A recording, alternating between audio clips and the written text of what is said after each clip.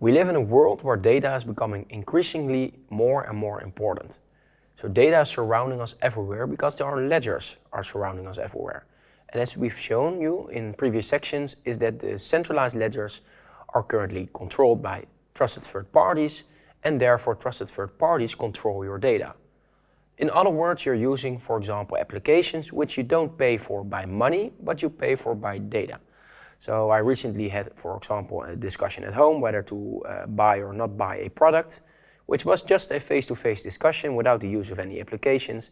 But all of a sudden, next day, within 24 hours, I instantly received promotional activities, etc., for on YouTube, on Google, etc., actually trying to sell me that product. As well as you most likely will have noticed on your own, basically your applications are listening with you. And this not only on your phone, also on your television, on the internet, etc., right? And that's actually how they earn their money. What's the problem in that? Well, of course, you can actually start steering people into a certain direction. Do it the hard way, like they do it in China. We have a very interesting movie after this short clip, which will explain how China is currently using new technologies to steer masses of people into a certain direction. But you can also do it in a less hard but more dopamine variant, where actually your incentives are stimulated in such a way, for example, the small red icon that you still need to read something, or you still need to do something, or that you actually still receive small portions of dopamine, for example, during Candy Crush Saga, or a Facebook message, or a WhatsApp message, or whatever.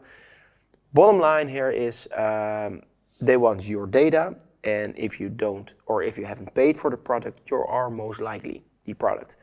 And not only will your data be sold, but also you will be steered into a certain direction, which we've seen with scandals like Cambridge Analytica, right? And there are a multitude of examples of this. More important here in this case is that a decentralized ledger has no third party in control. So no third party owns your data. So who owns your data? Well, you.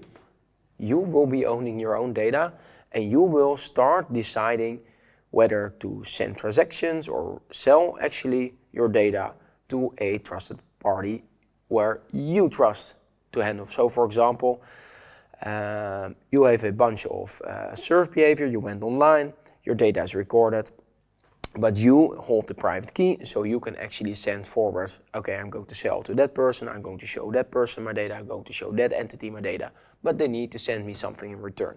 And there are already applications being built for this. Of course, this is once again a very young region or section that we're currently in. So a lot of deficiencies, a lot of errors, and a lot of prospects. But we're building towards a world where you are actually, or a world where you're actually enabled to own your own data. And there are very interested projects regarding it, which we will discuss later on. For now, just watch the two movies that the two short clips that we've added in this section. As well as, if you're interested, the Netflix show, what was it called again? The Great Hack, which tells you more about the dangers of data ownership by a trusted third party. This is, in my opinion, one of the most important properties that lead to a certain centralized power which you really truly don't want. So the current Chinese example is a very good example, actually abusing that power. But what about our own society? Are you A, certain that it doesn't happen, and B, are you certain that it won't happen within 5 or 6 wrong elections after a while, right? You don't know. And in my opinion, you can't take this risk. Not as an individual, but not as a society as well. You shouldn't have such amounts of power in a few single hands.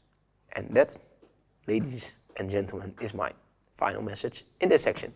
See you in the next one, where we will talk about censorship resistance and freedom.